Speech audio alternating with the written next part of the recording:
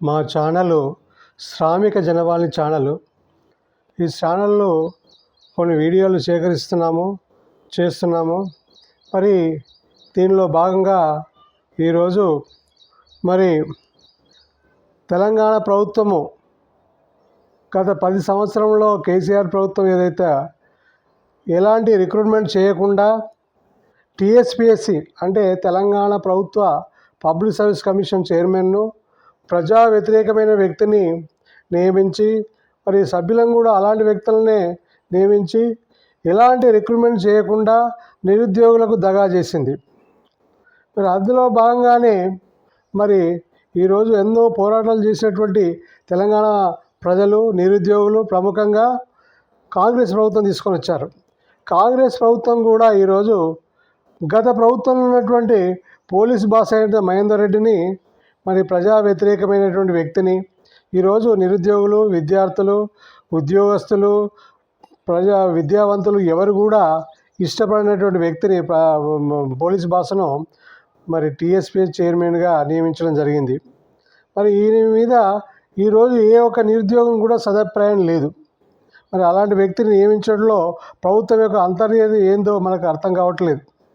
మరి అదేవిధంగా ఈరోజు తెలంగాణ వ్యాప్తంగా మరి ఉన్నటువంటి ఖాళీలు ఏదైతే ఉన్నాయో 2 లక్షల పైచీలకు ఉన్నటువంటి ఖాళీలు మరి వివిధ ప్రభుత్వ రంగ సంస్థల లోపల ఉన్నటువంటి గ్రూప్ 1, గ్రూప్ 2, గ్రూప్ 3, గ్రూప్ 4 ఉద్యోగాలే కాకుండా మరి డిఎస్సి అంటే టీచర్స్ వివిధ పాఠశాలలో ఖాళీలుగా ఉన్నటువంటి టీచర్స్ కానివ్వండి, జూనియర్ లెక్చరర్స్ కానివ్వండి, విశ్వవిద్యాలయాల్లో ఉన్నటువంటి ఖాళీలు కానీ అసిస్టెంట్ ప్రొఫెసర్స్ కానీ నియామకం చేయాలి.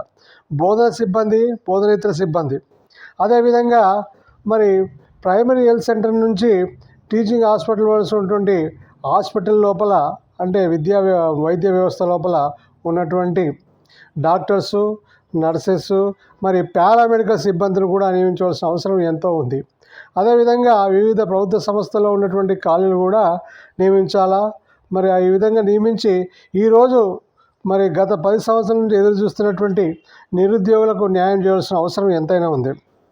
మరి గత ప్రభుత్వం చేసినటువంటి మోసాలు చెప్పుకుంటే మరి ఆ టీఎస్పీఎస్ చైర్మన్ పేపర్ లీకేజ్ చేసి మరి నిరుద్యోగులకు పట్టపగలు అన్యాయం చేశారు. మరి ఆ కోర్టు వేలకు వెళ్ళినా కూడా మరి ప్రభుత్వ జడ్జిగా కూడా మరి గత ప్రభుత్వము కేసీఆర్ ప్రభుత్వము నిరుద్యోగులకు చాలా అన్యాయాలు చేసింది. మరి అలాంటి వ్యక్తులను ఈరోజు అయినప్పటికీ మరి ఏ రకంగా ఈరోజు నిరుద్యోగులకు ఇప్పుడున్నటువంటి కాంగ్రెస్ ప్రభుత్వం న్యాయం చేయదలిసింది. సిలబస్ విషయంలో కానివ్వండి, వాళ్ళకు ప్రిపరేషన్ విషయంలో గతంలో వాళ్ళు ఎదుర్కొన్నటువంటి సమస్యలు ఎన్నో ఉన్నాయి. మరి వాళ్ళు చిత్తశుద్ధిగా వాళ్లకు నియమించి మరి రిక్రూట్మెంట్ జరిపించి వాళ్ళ ఉపాధి అవకాశాలు కల్పించేటువంటి బాధ్యత ఈనాటి ప్రభుత్వం మీద ఉందనేటువంటి విషయాన్ని మేము తెలియజేస్తూ ఉన్నాను.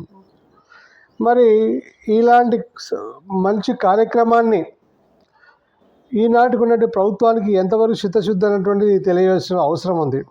మొన్నటి వరకు కాంగ్రెస్ ప్రభుత్వము మరి పార్లమెంట్ ఎలక్షన్లో భాగంగా మరి ప్రచారంలో భాగంగా మరి అన్ని ప్రభుత్వ కార్యక్రమాలను పక్కకు నెట్టేసి ఎలక్షన్ కోడ్ ఉందని ఎలక్షన్ కోడ్లో భాగంగా ఆ ఎలక్షన్ ప్రచారం, ఆ ఎలక్షన్ కార్యక్రమాలను మాత్రమే నిర్వహించడం జరిగింది. మరి ఈనాడు ప్రభుత్వము ఎలాంటి చిత్తశుద్ధి కనబరుచుకొని నిరుద్యోగులైనటువంటి పేదవారికి గత 10 సంవత్సరాల నుంచి మరి ఎన్నో ఆత్మహత్యలు చేసుకున్నారు. మరి ఎంతోమంది వివిధ రంగాల్లో స్థిరపడిపోయి బయట వెళ్ళిపోయినటువంటి వాళ్ళు ఉన్నారు. కొంతమంది చిన్న ఉత్పాదనలు చేసుకొని జీవితాన్ని కాలం వెలబుచ్చుకునేటటువంటి వాళ్ళు ఉన్నారు. మరి ఇలాంటి వాళ్ళ నిరుద్యోగులందరికీ కూడా 40 లక్షల మంది పైచీలకు ఉన్నారనేటువంటి విషయాన్ని గత ప్రభుత్వంలో తెలియజేయండి. ఇప్పటి ప్రభుత్వం కూడా గుర్తించాల్సిన అవసరం ఎంతైనా ఉంది.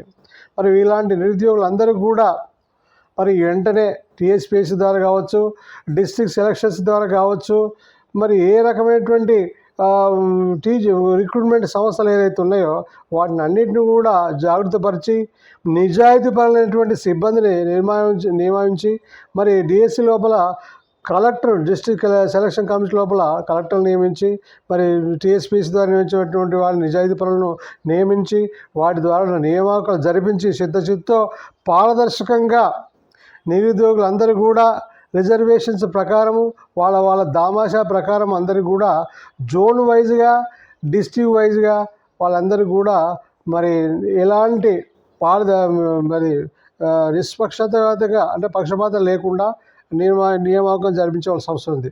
మరి ఇప్పటికీ కొంతమంది రాష్ట్రేతర వాళ్ళు మరి రాష్ట్రం విడిపోయినా కూడా ఇక్కడే స్థిరపడి వాళ్ళు మన కోటలో తీసుకొచ్చి మళ్ళీ అలాంటి వ్యక్తులు కూడా గ్రూప్ 1, గ్రూప్ 2 ఉద్యోగాలు కావచ్చు, మరి టీచింగ్ ఫీల్డ్లో కావచ్చు, మరి పోలీస్ రిక్రూట్మెంట్లో కావచ్చు, మరి ఎలాంటి సిబ్బందులైనా వాళ్ళను మాత్రం ఇక్కడ తీసుకోకుండా ప్రాంతీయులకు మాత్రమే జోనల్ వైజ్గా ప్రాంతీయంగా ఇక్కడ ఉన్నటువంటి స్థిరపడినటువంటి ఇక్కడ పుట్టినటువంటి తెలంగాణ బిడ్డలకి 90% న్యాయం చేయాలన్నటువంటి ఆలోచనతోటి మేము ఈ డిమాండ్ చేస్తూ ఉన్నాము.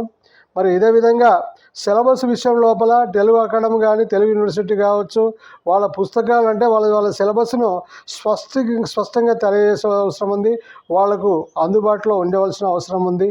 మరి గతంలో ఎన్నో మరి కోచింగ్ సంస్థలు కూడా వాళ్ళ సిలబస్ అందజేయడం కానీ ఆ సిలబస్ లోపల స్పష్టత ఉందా లేదా, మరి వీళ్ళు కండక్ట్ చేసేటువంటి పరీక్షలకు అనుకూలంగా ఉందా లేదా, మరి ముందే సవరించుకొని సిలబస్లో ఎలాంటి తేడా లేకుండా, తప్పులు దొల్లకుండా, ప్రశ్నలు జవాబులకు తప్పులు దొల్లకుండా, అభ్యర్థులకు మరి ఇక ముందైనా అన్యాయం జరగకుండా పారదర్శకంగా నియామకం జరిపించి అతి త్వర లోపల మరి నిరుద్యోగులను ఉద్యోగవంతులుగా చేయవలసిన బాధ్యత నేటి కాంగ్రెస్ ప్రభుత్వం మీద ఉందనేటువంటి విషయాన్ని నేను తెలియజేస్తా ఉన్నాను.